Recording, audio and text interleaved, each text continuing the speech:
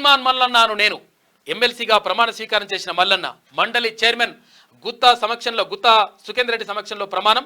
హాజరైన దీపాదాస్ మున్షి కాంగ్రెస్ పార్టీ రాష్ట్ర వ్యవహారాల ఇన్ఛార్జ్, ఇక మంత్రి జూపల్లి కృష్ణారావు, శాసనసభ స్పీకర్ గడ్డం ప్రసాద్, తర్వాత ఎమ్మెల్యేలు హాజరైనరు అని చెప్పేసి ఒక వార్త కనిపిస్తూ ఉంది.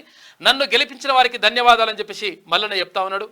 బాధ్యత కలిగిన మల్లన్నను చూస్తారని వ్యాఖ్యలు. ఇక అమరవీరుల స్తూపానికి నివాళులు అర్పించిన తీన్మాన్ మల్లన్న అంటూ ఒక వార్త కనిపిస్తూ ఉంది. అయితే తీన్మాన్ మల్లన్న నిన్న మండలిలో ప్రమాణ స్వీకారం చేసిండు. అయితే నిన్న ప్రమాణ స్వీకారం కార్యక్రమం జరిగింది. అక్కడందరూ కూడా చాలామంది అభిమానులు, తర్వాత తీన్మాన్ మల్లన్న టీం సభ్యులు, తర్వాత కాంగ్రెస్ పార్టీ వివిధ పార్టీల నేతలు, ఉపాధ్యాయ సంఘాలు, తర్వాత ఉద్యోగ సంఘాలు, నిరుద్యోగ సంఘాలు, విద్యార్థులు రకరకాలుగా అందరూ కూడా అక్కడికి వచ్చిండ్రు. అభిమానుల మొత్తం కూడా కోలాహలం మధ్య ఘనంగా నిన్న ప్రమాణ స్వీకార కార్యక్రమం జరిగింది. తీన్మాన్ మల్లన్నకు సంబంధించి తీన్మాన్ మల్లన్న అభిమానులు ఏళ్లుగా ఎదురు చూసిన క్షణాలు నిన్న ఆవిష్కృతమయ్యాయి. మల్లన్నను చట్టసభల్లో సభ్యుడిగా చూడాలనుకున్న వారి కళ నెరవేరింది. నల్లగొండ, ఖమ్మం, వరంగల్ ఉమ్మడి జిల్లాల పట్టభద్రుల ఎమ్మెల్సీగా గెలిచిన ప్రజా గొంతుక తీన్మాన్ మల్లన్న గురువారం మధ్యాహ్నం 12 గంటల 10 నిమిషాలకు శాసన మండలి సభ్యుడిగా ప్రమాణ స్వీకారం చేశారు. తీన్మాన్ మల్లన్న చేత మండలి చైర్మన్ గుత్తా సుఖేందర్ రెడ్డి ప్రమాణం చేయించారు. మండలి చైర్మన్ ఛాంబర్లో మల్లన్న ప్రమాణ స్వీకార కార్యక్రమం జరిగింది.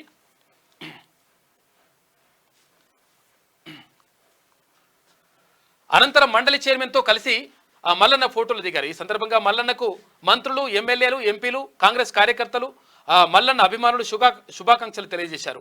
అంతకుముందు కాంగ్రెస్ కార్యకర్తలు, తన అభిమానులు, టీం కుటుంబ సభ్యులతో కలిసి అమరవీరుల స్తూపం వద్ద నివాళులర్పించారు.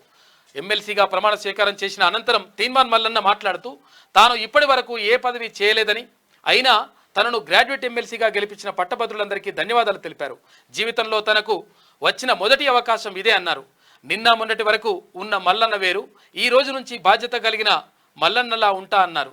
ఈ కార్యక్రమంలో assembly speaker Gaddam Prasad, Telangana Congress party incharge Deepadas Munshi, మంత్రి జూపల్లి కృష్ణారావు, భువనగిరి ఎంపీ చామల కిరణ్ కుమార్ రెడ్డి, ప్రభుత్వ whip Aleru MLA Beerla Ailaiah, Miryalaguda MLA Battini Lakshmareddy, Nagarjuna Sagar MLA Kunduru Jaiveer Reddy, ఇక పాలకుర్తి ఎమ్మెల్యే యశస్విని రెడ్డి, పాలకుర్తి నియోజకవర్గ Congress party incharge Jhansi Reddy, Suryapet DCC అధ్యక్షులు చెవిటి వెంకన్న, కాంగ్రెస్ పార్టీ నాయకులు, తీన్మాన్ మల్లన్న టీం రాష్ట్ర కమిటీ అధ్యక్షులు రజనీ కుమార్, తీన్మాన్ మల్లన్న టీం రాష్ట్ర కమిటీ సభ్యులు, ఉద్యోగ ఉపాధ్యాయ సంఘాల నేతలు, తీన్మాన్ మల్లన్న టీం జిల్లాల నాయకులు, తీన్మాన్ మల్లన్న కుటుంబ సభ్యులు, అభిమానులు పాల్గొన్నారు. గతంలో జరిగిన నల్గొండ, ఖమ్మం, వరంగల్ పట్టభద్రుల ఎమ్మెల్సీ ఎన్నికల్లో బీఆర్ఎస్ అభ్యర్థిగా పోటీ చేసిన పల్లా రాజేశ్వరరెడ్డి అనేక అక్రమాలకు పాల్పడి దొంగ ఓట్లతో ప్రజా గొంతుక తీన్మాన్ మల్లన్నపై గెలుపొందారు. అయితే ఇటీవల జరిగిన తెలంగాణ అసెంబ్లీ ఎన్నికల్లో జనగాం ఎమ్మెల్యేగా గెలిచిన పల్లా రాజేశ్వరరెడ్డి ఎమ్మెల్సీ పదవికి రాజీనామా చేశారు. దీంతో ఎన్నికల సంఘం ఎమ్మెల్సీ ఎన్నికకు నోటిఫికేషన్ విడుదల చేసింది. దీంతో కాంగ్రెస్ పార్టీ అభ్యర్థిగా తీన్మాన్ మల్లన్నను బరిలోకి దింపింది. ఇక మల్లన్న 9.5 ఏళ్లుగా చేసిన పోరాటం మెచ్చిన పలు సంఘాలు, కుల సంఘాలు మల్లన్నకు మద్దతు ప్రకటించాయి. ఈ ఎన్నికల్లో సైతం కేసీఆర్ ఖాందాన్ ఓట్ల కొనుగోలు చేసి ఇక బీఆర్ఎస్ అభ్యర్థి రాకేష్ రెడ్డిని గెలిపించేందుకు ప్రయత్నాలు చేశారు. అంతేకాకుండా మల్లన్నపై యూట్యూబ్ ఛానళ్ల ద్వారా అడ్డగోలు విమర్శలు చేయించారు. అయినా వారి విమర్శలకు పట్టభద్రులు ప్రభావితం కాకుండా ఉప ఎన్నికల్లో మల్లన్నకే ఓట్లు వేశారు. దీంతో ఎమ్మెల్సీ ఫలితాల్లో మల్లన్న ఘన విజయం సాధించారు. ఈ నేపథ్యంలోనే నిన్న ఎమ్మెల్సీగా మల్లన్న ప్రమాణ స్వీకారం చేశారు. పట్టభద్రుల ఆకాంక్షలు నెరవేర్చేందుకు కృషి చేస్తానని మల్లన్న క్లియర్గా ప్రకటించిండు.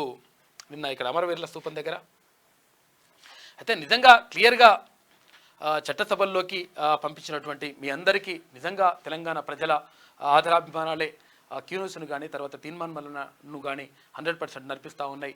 మీ అందరి సహాయ సహకారాలు, తర్వాత మీ అందరి తోడ్పాటు ఎల్లవేళలా ఉండాలని చెప్పేసి మనస్ఫూర్తిగా కోరుకుంటా ఉన్నాం.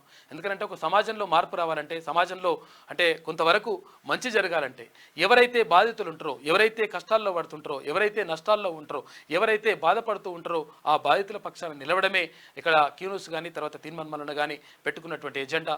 కాబట్టి 100% తెలంగాణ సమాజానికి మంచి జరగాలని చెప్పేసి మనస్ఫూర్తిగా కోరుకుంటున్నటువంటి వ్యక్తి తీన్మాన్ మల్లన్న.